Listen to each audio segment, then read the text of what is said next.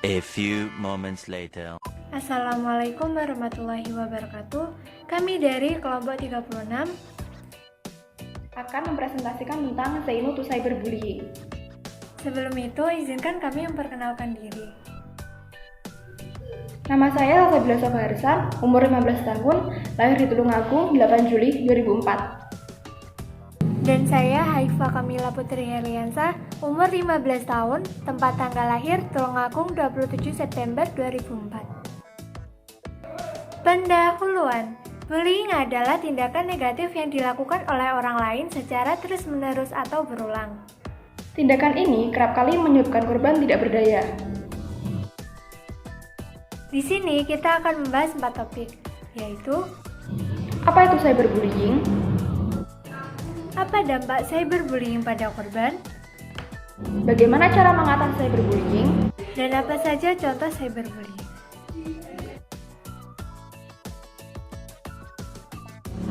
Yang pertama, cyberbullying atau perundungan dunia maya ialah bullying atau perundungan dengan menggunakan teknologi digital. Hal ini dapat terjadi di media sosial, platform chatting, platform bermain game, dan ponsel. Cyberbullying merupakan perilaku berulang yang ditujukan untuk menakuti, membuat marah, dan mempermalukan mereka yang menjadi sasaran. Cyberbullying biasanya terjadi pada remaja dan menimbulkan dampak negatif bagi korban. Apa dampak cyberbullying pada korban? Dampak cyberbullying pada korban yaitu secara mental dapat mengakibatkan depresi pada korban. Secara emosional dapat mengakibatkan korban merasa stres. Secara fisik dapat membuat sistem kekebalan tubuh terganggu.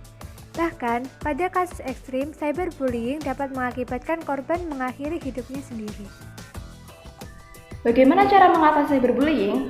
Penanganan cyberbullying dapat dilakukan dengan mengurangi faktor-faktor alasan masih maraknya kasus ini terjadi, yaitu dianggap remehnya kasus ini oleh masyarakat, dianggapnya media sosial sebagai kebutuhan oleh generasi muda, kemudahan memaparkan informasi pribadi, pelanggaran etika dalam dunia maya, dan kurangnya dukungan dari pihak keluarga.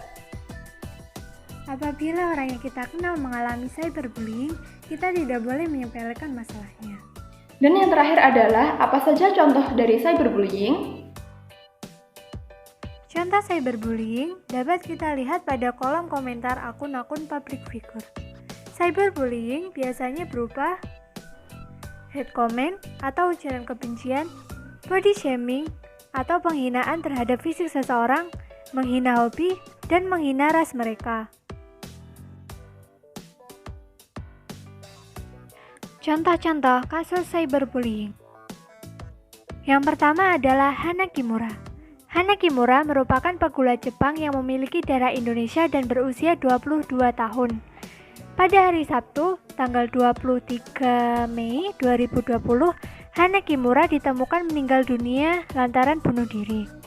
Hal ini dikabarkan oleh pihak manajer pada akun Twitternya. Penyebab bunuh diri mengarah ke cyberbullying, diketahui melalui beberapa unggahan terakhir Hana Kimura di media sosial. Ada Cha Jinri. Cha Jinri atau yang lebih dikenal dengan nama Soli merupakan penyanyi sekaligus aktris di Korea Selatan. Soli merupakan mantan dari girl band K-pop FX. Soli ditemukan tewas di kediamannya di kawasan Songnam, Provinsi Gyeonggi, Seoul Selatan pada hari Senin 14 Oktober 2019. Soli mengakhiri hidupnya lantaran ia seringkali diserang dengan komentar negatif oleh netizen di dunia maya. Dan contoh terakhir adalah Ryan Haligan. Ryan adalah remaja berusia 13 tahun. Ia ditemukan gantung diri pada 7 Oktober 2003. Ryan merasa depresi lantaran ia sering diintimidasi oleh teman sekelasnya, baik secara langsung maupun dunia maya.